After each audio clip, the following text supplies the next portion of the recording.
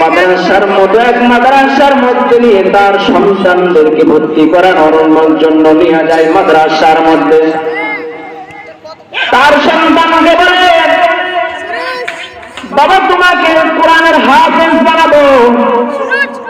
কিন্তু তার মা আদর্শওয়ালা ছিলেন, আদর্শওয়ালা মার কারণে সন্তান ভালো হয়। মুখতিয়ার কাঞ্জি রহমাতুল্লাহ আলাইহি তার মা এই মাদ্রাসার মতো হুজুরদের কাছে নিয়ে যায়। উস্তাদকে বলে, উস্তাদজি আমার সন্তানদেরকে মাদ্রাসা ভর্তি করায় না, আমার সন্তানকে কোরআনের হাফেজ বানাবো। মুফতিয়ার কাজী রহমাতুল্লাহ আলাইহি মাদ্রাসা নিয়ে যাওয়ার পর তার আম্মা তাকে হুজুরের সঙ্গে কথা বলায় তার সন্তানদেরকে মাদ্রাসা নিয়ে যায়।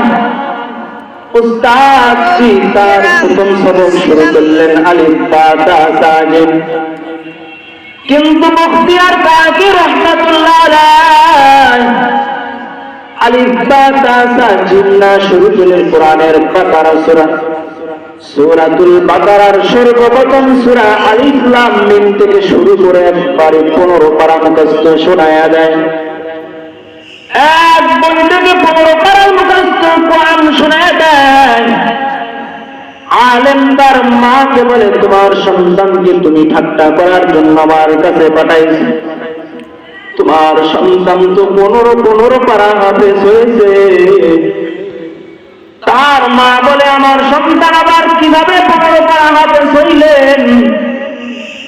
এইভাবে তার মাদ্রাসার মধ্যে নিয়ে যায়। তার মাও জানে না 15 পারা হাফেজ হয়েছেন। 15 পারা হাফেজ হওয়ার কারণ কি?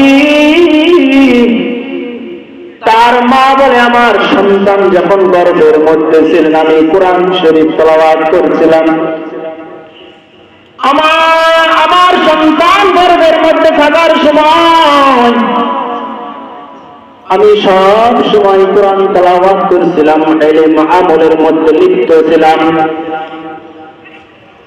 আমি সব সময় কোরআনের মধ্যে লিপ্ত ছিলাম,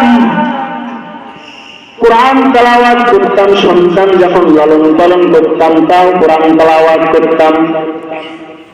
আমার সন্তান বড় হয়ে যখন মাদ্রাসার মধ্যে ভর্তি করার পর সন্তান মাদ্রাসা যায় দেখেন 15 পারা হাফেজ হয়েছেন।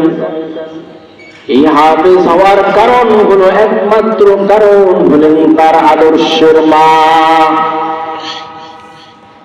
আদর্শওয়ালা মায়ের কত দাম, আদর্শওয়ালা মায়ের এত দাম।